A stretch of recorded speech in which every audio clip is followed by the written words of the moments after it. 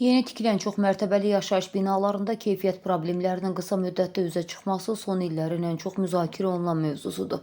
Mənzillərdə qısa müddətdən sonra yaranan divar çatları, zirzəmilərə su sızması və izolyasiya qüsurları sakinlərin həyatını kabusa çevirib. Mütəxəssislər xəbərdarlıq edir ki, mənzil bazarında artan tələbi fürsət bilən bəzi tikinti şirkətləri qazanc naminə binaları tələsik və standartlardan kənar inşa edirlər.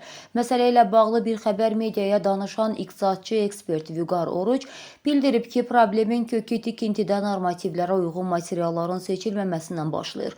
Ucuz və keyfiyyətsiz sement, beton və armaturlardan istifadə tikililərin davamlılığına birbaşa zərbə vurur. Digər tərəfdən paytaxtda aparılan kütləvi söküntü işləri mənzilə olan tələbatı artırıb.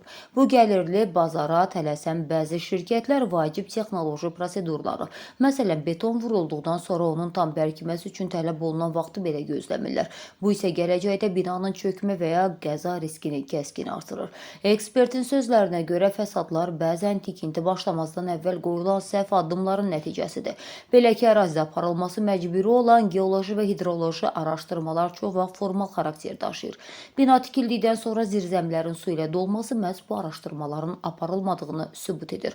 Bu dözülməz vəziyyətin qarşısını almaq üçün Fövqəladə Hallar Nazirliyinin müvafiq strukturları və aidiyyatı dövlət qurumları nəzarət mexanizmini kəskin gücləndirməlidir. Layihələndirmədən tutmuş binanın təhvil təslim mərhələsinə qədər hər bir proses ciddi və şəffaf şəkildə monitorinq edilməlidir, deyə Vüqar Oruc açıqlamasında deyib.